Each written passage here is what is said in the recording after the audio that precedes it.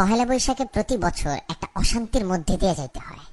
যেমন ঈদের আগে দোকানদাররা একটা চাপের মধ্যে থাকে কাস্টমারদের, তেমনি একটা হাজবেন্ড বা বয়ফ্রেন্ড একটা মানসিক চাপে থাকে তার বউ বা গার্লফ্রেন্ডের কাছে। এমনই একটা গার্লফ্রেন্ড যখন তার বয়ফ্রেন্ডকে পহেলা বৈশাখ নিয়ে কথা বলে তখন, জান একটু আসো না, কথা আছে।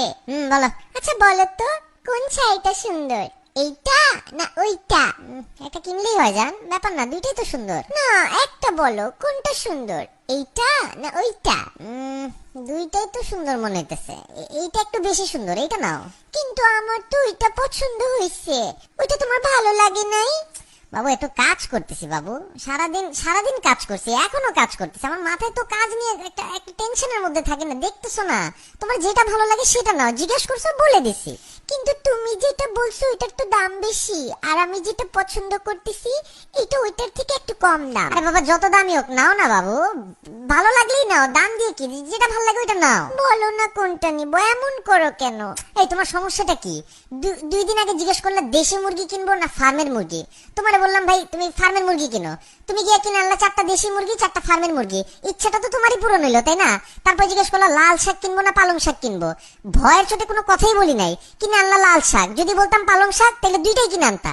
আজকে আবার শুরু করলা শাড়ি নিয়ে, পাইছোটা কি আমারে তুমি? ও মা, একটা শাড়ি কিনবো তোমার জন্য, সাজবো তোমার জন্য, একটু সুন্দর হব, একটা পয়লা বৈশাখের একটা ফিলিংস আছে না, একটা ঝাঁকানাকা আছে না, সেটাও কি জিজ্ঞেস করলে দোষ? কথা তো একটা শাড়ি পর্যন্ত লিমিট থাকতেছে না। আমি কি তোমারে কোনোদিন জিজ্ঞেসি জান কোন জিন্স পরবো, কালো না নীল?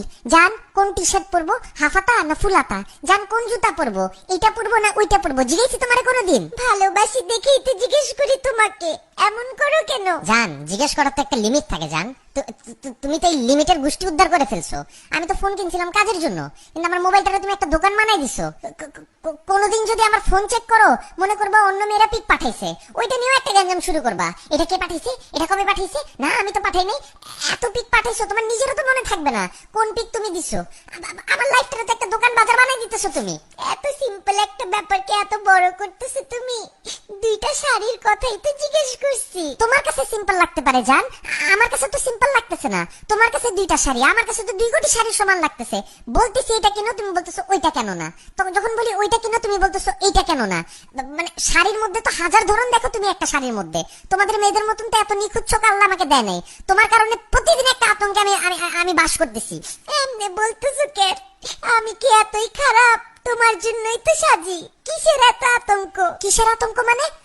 পয়লা বৈশাখ কেবল যাইতেছে, রমজান শুরু হবে, এরপর আসবে ঈদ।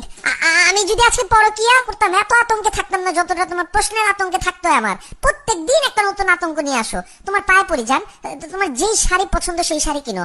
তুমি কলা পাতা প্যাঁচাও যদি পরো আমার কাছে ওইটাও সুন্দর লাগবে। দূর, একটা ফালতু তুমি, যাও তো, মুডটাই নষ্ট করে দিলা, অসভ্য কথাকার।